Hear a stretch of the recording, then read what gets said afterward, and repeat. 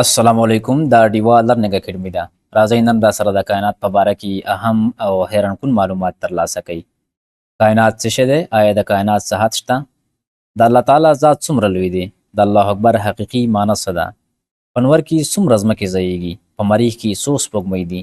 په جوپیټر کې یو کال د څو ورځو برابر دی؟ شپه او ورځ څنګه راځي؟ ګلیکسي څه ته وایي؟ سولر سیسټم یا نظام شمسي څه ته وایي؟ دا او نور ډیر اهم او حیرانکون معلومات هم په دې ویډیو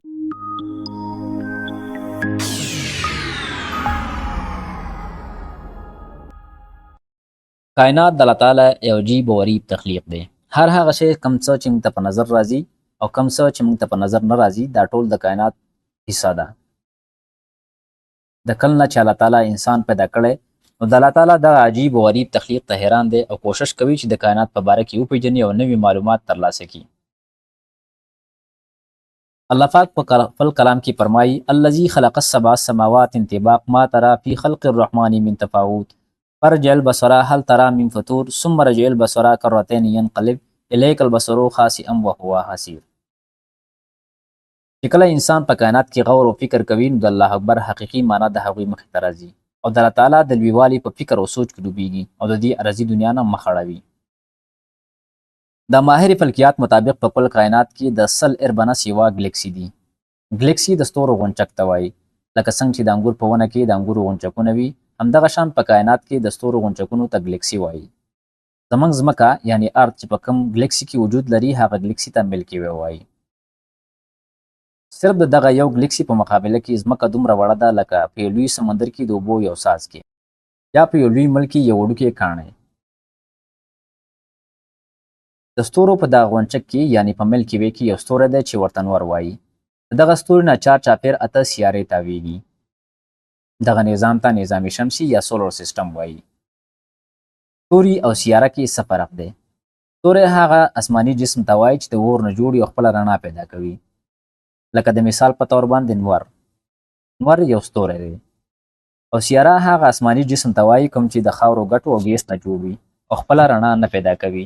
لکه د مثال په طور باندې ځمکه یو سیاره ده. د ستورو رڼا په دغه سیارو لګي او موږ ته په نظر راځي. نو په ځمکه موجود خلک په دې کې فرق نشي کولی چې په نظر راتلونکي آسماني جسمونو کې کوم ستوری او کوم سیاره ده. البته ماهر فلکیات د ستورو او سیارو شناخت په جیم ویب یا هبل ټیلیسکوپ یا نورو دوربینونو په ذریعه په اسانه کولی شي. نور او د نور نه چې کوم اته سیارې چاپیر تاویږي دغه نظام ته نظام شمسي یا سولر سیسټم وایي. په دغه اتو سیارو کې زموږ ځمکه هم وجود لري. په نظام شمسي کې د دغه اته سیارو نومونه مرکري، وینس، ارث، مارس، جوپیټر، سیټرن، یورینس او نیپچون دي.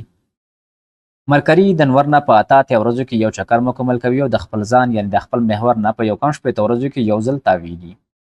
د نور او مرکري ترمنځ فاصله 58 میلیون کیلومتره ده.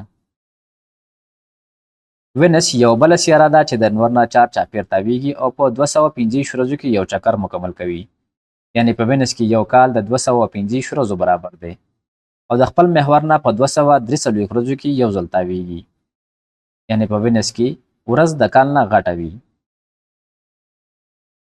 د وینس او د نور ترمنځ فاصله 108 میلیون کیلومتره ده. د نور نه په دریم نمبر چې کومه سیاره تاویږي هغه ځمکه ده. ځمکه د نور نه په 315 ورځو کې یو چکر مکمل کوي.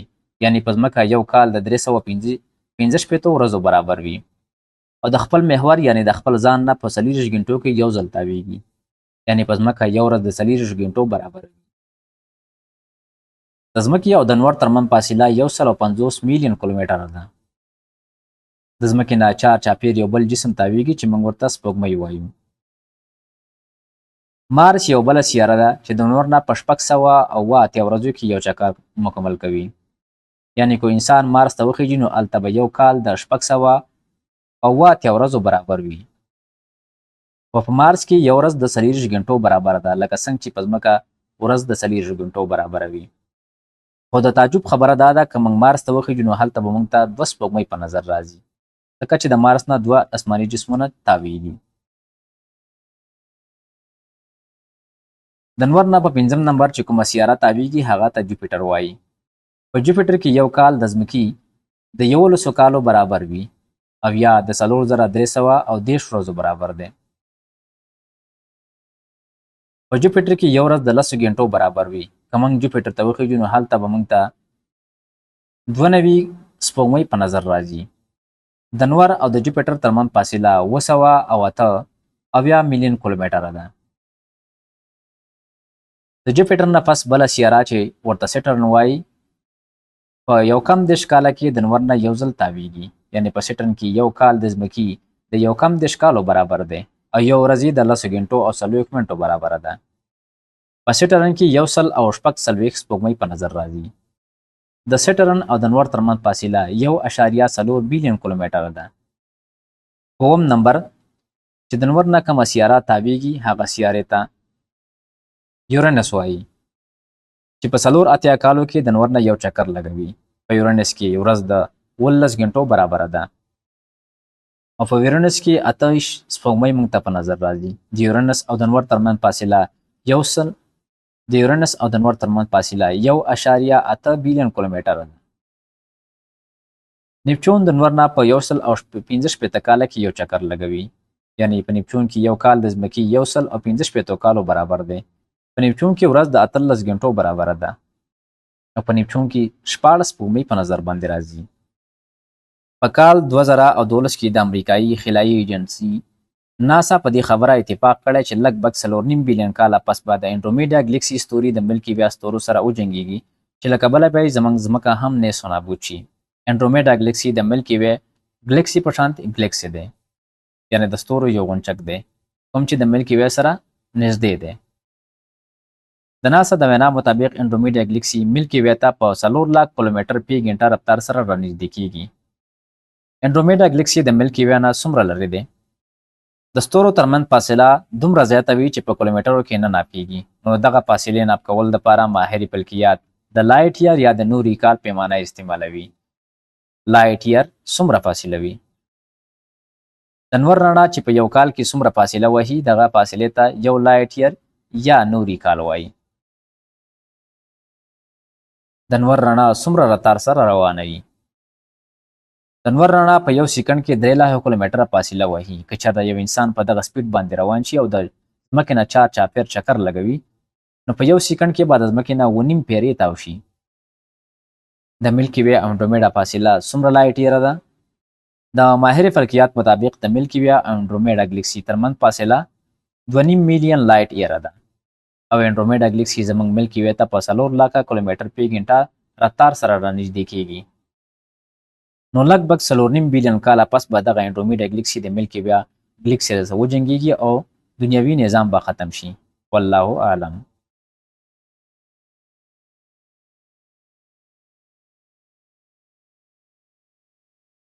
شپه او ورځ څنګه راځي؟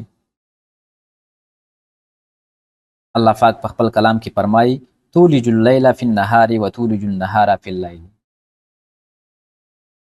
څنګه چې موږ ویل په نظام شمسي کې هر یو سیاره د انور نه چاپیر چکر لګوي. دغه شان ځمکه هم د انور نه چاپیر چکر لګوي او د خپل محور نه په 40 غنټو کې یو چکر لګوي. یعنی چې ځمکه د انور نه چاپیر تاویږي نو چورلي او روانه وي.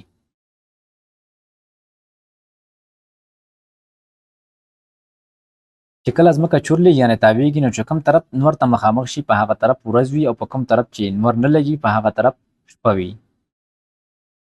په کائنات کې هر یو سیاره هر یو ستاره د الله تعالی د امر تابع دي. والشمس والقمر والنجوم مسخرات بامره. که چېرته د الله تعالی دغه نور او سیارو ته حکم وکړي امر وکړي او د خپل مدار نه لږ اخوا دیخوا شي نو دنیوي نظام به درهم برهم شي. لا الشمس ينبغي لها ان تدرك القمر ولا الليل سابق النهار وكل في فلك يسبحون. دغه هر یو سیاره او ستاره په خپل مدار کې روان ده. په نظام شمسي کې دغه سیارې او ستوري څومره غټ دي؟ د ماهر فلکیات مطابق 1421 ځمکې په جوپیټر نومي سیاره کې ځایږي او په انور کې پوره 1000 جوپیټر ځایږي. په دغه مقدار په انور کې 14,21,000 ځمکې ځایږي یعنی نور د ځمکې نه 14,01,000 چونده غټ دی.